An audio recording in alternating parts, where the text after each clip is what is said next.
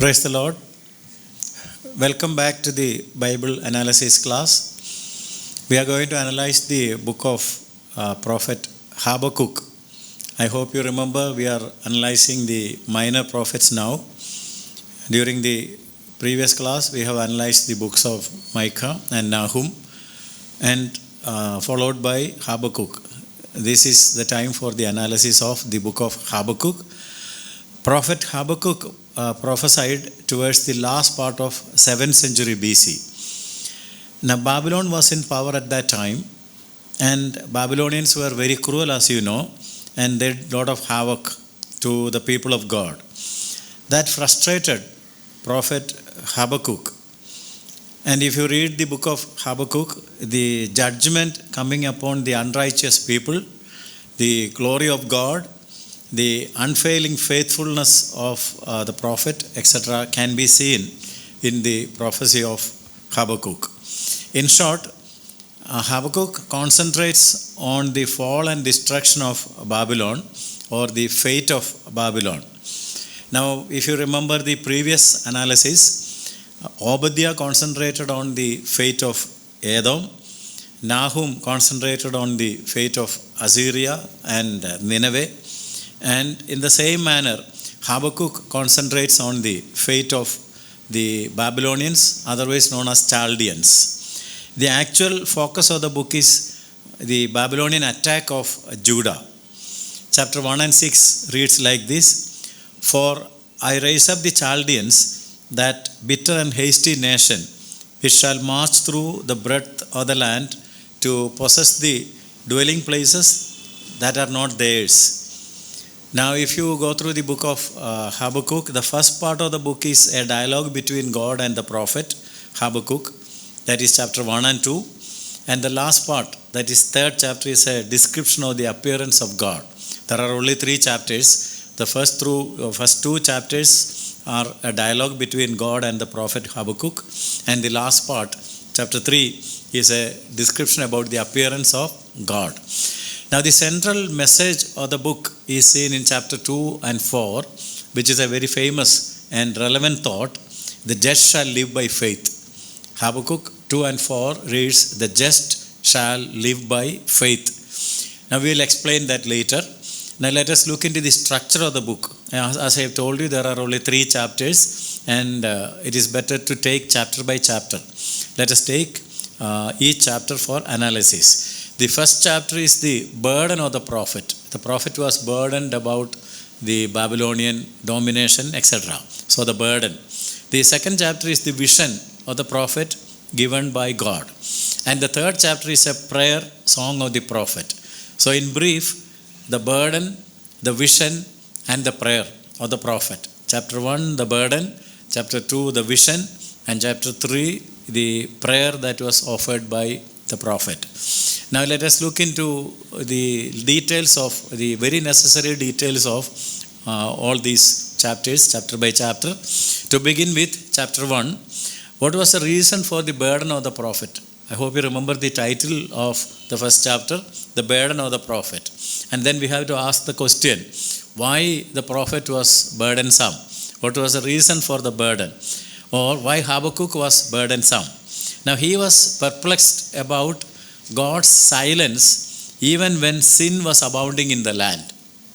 God is a holy God, and sin is abounding in the land, and God is silent. Why God is silent about the sin that is abounding in the land?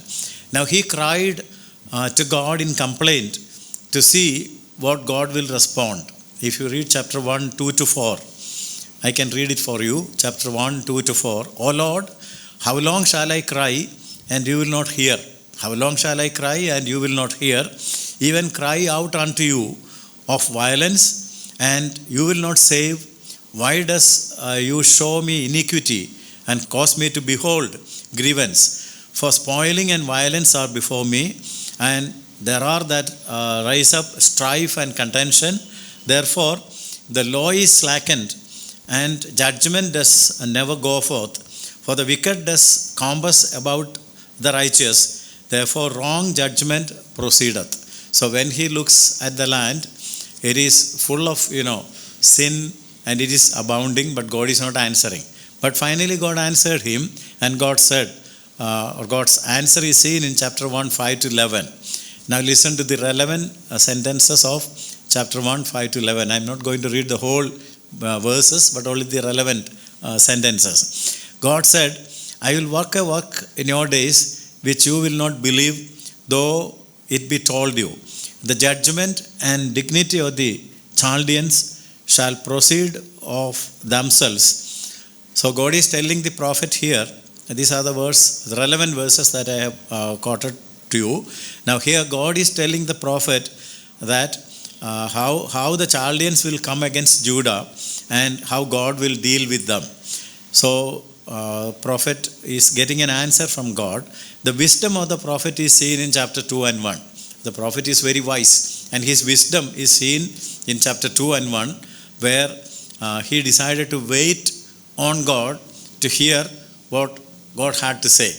Now he was burdensome about what was happening in the land, and he was crying out to the Lord, but the Lord has to speak from his side, and we have to wait on the Lord. So chapter 1 is a burden, and I hope you got the idea of why he was burdensome and what was happening in the land. Now as we enter into chapter 2, God's answer is coming, because he was waiting on God. You read chapter 2 and 1, when we can see that he was waiting on God for getting the answer. And then God gave it through a vision. So the vision given by God to the prophet, a wonderful vision, that is what we read in chapter 2. Kindly see chapter 2, 2 to 3. The Lord answered me and said, see, the answer is coming. The Lord answered me and said, write the vision and make it plain upon tables, that he may run that reads it. For the vision is yet for an appointed time, but at the end it shall speak and not lie. Though it tarry, wait for it, because it will surely come, it will not tarry. So God gave the vision and told him to wait, and at the appropriate time the vision will be fulfilled, and God will do justice. And it is in this description that in chapter 2 and 4 he says, the just shall live by faith. The key thought of the book, the just shall live by faith. And if you know the Bible, that this Bible verse is quoted in 3 places in the New Testament: Romans 1:17, Galatians 3:11, and Hebrews 10:38. In 3 epistles, this thought, the just shall live by faith, is quoted. In Romans 1 and 17, Paul is telling us how to become a justified person by faith. How to become justified by faith is the topic dealt in Romans 1 and 17. And in Galatians 3 and 11, Paul is telling us how a justified man should live. How should a justified man, how to get justified, and how a justified man should live. And thirdly, Hebrews 10 and 38 tells us what is meant by faith. What is faith, and how you can be justified by faith, and how should a justified man live. These 3 things are dealt in the epistles by Paul in Romans, Galatians, and Hebrews. Now, put that in short, in a nutshell, we can say just live by faith. Just live by faith. That finishes it, You have to live by faith. Just live by faith. Just Romans 1 and 17, live. Galatians 3:11, faith. Hebrews 10:38. So let's follow that. Just trust in God and live by faith. Just live by faith. Now 2 and 14, as we continue the analysis of the second chapter of Habakkuk, chapter 2:14 talks about the glory of God. And if you listen to the text 2:14, for the earth shall be filled with the knowledge of the glory of the Lord, as the waters cover the sea. As the waters cover the sea, the whole earth will be covered by the glory of God. How beautiful that is. Now, during the time of Jesus on earth, he was talking about the glorification of Jesus and how we will be able to see that. Kindly read Matthew 24 and 30, 25 and 31, and 2 Thessalonians chapter 1, 6 to 8. I'll read the relevant portions. Matthew 24 and 30 reads like this: There shall see the Son of Man coming in the clouds of heaven with power and great glory. So the Son of Man will come with great glory. Matthew 25 and 31, when the Son of Man shall come in his glory. So there is a time when Son of Man will come, appear in his glory. Now Paul explains that in 2 Thessalonians chapter 1, 7 and 8, Jesus shall be revealed from heaven with mighty angels in flaming fire. That is his glory, in flaming fire. That is the glory of God. So that is chapter 2. Now, as we enter into the third chapter, as I've told you, it is a prayer song of the prophet Habakkuk. Now, 3 and 2 is an appeal for revival. O Lord, revive your work in the midst of years. In the midst of the years, make known. Because everything is sinful and people are not thoughtful about God. The prophet is burdensome. And he is crying out to God, and he is praying, making an appeal before God for a revival. Oh Lord, revive your work in the midst of years, in the midst of the years, make known. And as you read down, once we come to chapter 3 to 16, we can see the prophet praising God for the work that he has done during the past years. I'll read the very relevant verses, chapter 3 and 10. The mountains saw you and they trembled during the past. 3 and 11, the sun and moon stood still in their habitation. There was a time when the sun and the moon stood still in their habitation. They were not able to move, And 3 and 12, you did march the land in indignation. So God has marched through the land with anger, with indignation. So these are all things that God had done in the past, and the prophet has seen that, and the same God is still alive, and God is able to do wonderful things in future. So secondly, he is praying to God and he is rejoicing. That is what we see in chapter 3, 17 to 19.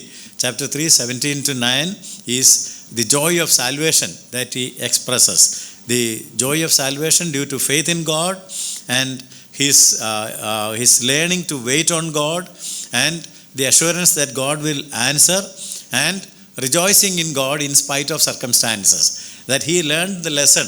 Now we have to also learn with Habakkuk. Don't look at circumstances. In spite of circumstances, sin may be abounding, wickedness may be increasing, but don't look at circumstances. If you look at circumstances, you will lose your faith, and you will lose your peace, and you will not be able to stay close to God. So you have to have faith in God, and you have to learn to wait on God, and remember that God will answer at the appropriate time, and you have to rejoice in the Lord in spite of circumstances. Now once these thoughts came to his heart, in 18, chapter 3 and 18, he said, yet I will rejoice in the Lord. Yet, that yet is very meaningful, Yet I will rejoice in the Lord. I will joy in the Lord, because the Lord is the Lord of my salvation. I will joy in the Lord God of my salvation. Why? Because the Lord is my strength, and he will make me to walk upon mine high places. He will make me to walk upon high places, so I will rejoice in him. Not that yet, which I have emphasized, in the 18th verse, the beginning of the 18th verse. Yet, at the beginning of verse 3 and 18. Yet I will rejoice in the Lord. So the prophet is not rejoicing in circumstances. He was very considerate about and concerned about the circumstances till now. But now he is taking his eyes off the circumstances, and he is looking at God. And he is seeing God and not the material blessings, So normally people are concerned about material blessings, and that is why we look at circumstances. Now instead of looking at circumstances and thinking about material blessings, we have to look on God. And in fact, 3:17 says he was confronted by all kinds of problems. Now you read, we were focusing on 3 and 18, but if you read 3:17, now the prophet was confronted by all kinds of problems, like each one of us. Now what are some of the problems that he confronted? First of all, the fig tree shall not blossom. Secondly, neither shall fruit be in the vines. Thirdly, the labor of the olive shall fail. Fourthly, the field shall not yield meal. 5, the flock shall be cut off from the fold. And 6, there shall be no herd in the stalls. So everything was against him. Circumstances were not, favorable. Fig tree is not blossoming. The vines are not giving fruit. And the labor for olive was failing. And the fields were not yielding, food. And there was no flock or sheep in the fold. And there was no sheep in the stalls. So everything was empty, and all circumstances were against him and unfavorable, and he was uncomfortable. But he says, yet, in spite of all these things, I will rejoice. I will not be sad. At one time I was sad, but no more I will be sad, but I will rejoice in the Lord. So not that yet, it's very important. Yet I will rejoice in the Lord. And Mary, once God revealed that she was selected for bearing Jesus in her womb, she said, I rejoice in the salvation of the Lord. So we have to rejoice in God in spite of circumstances. Paul has also taught us the same thing, especially in the epistle to Philippians. We read chapter 3 and 1, rejoice in the Lord. Chapter 4 and 4 of Philippians, rejoice in the Lord always. And again I say, rejoice. So we have to rejoice in the Lord and not in circumstances, not in things, because things will vanish, circumstances will change, but Jesus Christ is the same yesterday, today, and forever. He is an unchanging God, and we can trust always in Him, and the salvation that He gives is also unchanging. So this is in short the book of Habakkuk, and we have to get to know the prophet, and we have to learn from the prophet. So let's learn from Habakkuk and Paul to rejoice in the Lord and not in circumstances. Now let us look at Habakkuk, the prophet. The name Habakkuk means to embrace or to wrestle. Either to embrace or to wrestle. I think we can put both of them together. The prophet embraced the problem of the day and he wrestled with God. Embracing the problem and wrestling with God for getting an answer. Chapter 1:1 and 3:1 tells us that the author of the book is Habakkuk himself, because some people doubt the authorship of the book of Habakkuk. But the first chapter itself tells us that it is authored by him. 1:1, the burden which Habakkuk the prophet did see. So he himself saw it. And chapter 3 and 1, a prayer of Habakkuk the prophet. So he had the burden, he had the vision, and he prayed. And it was written by prophet himself. But the question comes to our mind, who is this Habakkuk? So let us look into who Habakkuk is. Habakkuk, as we know, is a person about whom we have no data available. Personal data is not available about Habakkuk. In the earlier analysis, we have stated this, if you remember, that there are 4 such minor prophets: Habakkuk, Haggai, Obadiah, and Malachi. Now about these 4 prophets, we have absolutely no information available apart from the name. We don't know at what time they lived, at what time they prophesied, what was their family background and place of birth. Nothing is known about these prophets. So we are at a loss to decide about the background history of Habakkuk. But Habakkuk is known in Old Testament as the doubting Thomas of the New Testament. In New Testament, we have a doubting Thomas, the apostle, exactly. He is the doubting Thomas of, Old Testament. Why? Because he came up with several questions to God. Habakkuk came up just like, Thomas, the apostle, with several questions to God. More than a prophecy, the book of Habakkuk is finding a solution for a contemporary problem. I hope you remember the analysis of the book of Jonah, where we have seen that it was not a prophecy, but it was the statement of a past event or a report given by a prophet. Similarly, the book of Habakkuk is also not a prophecy. It's not prophesying about future events, but it is finding a solution for a contemporary problem. Now the problem or the question is seen in the beginning chapters itself. Now we will look into more details about Habakkuk and the problems presented by him in the coming classes. Thank you for your listening. We will continue this analysis in the next class.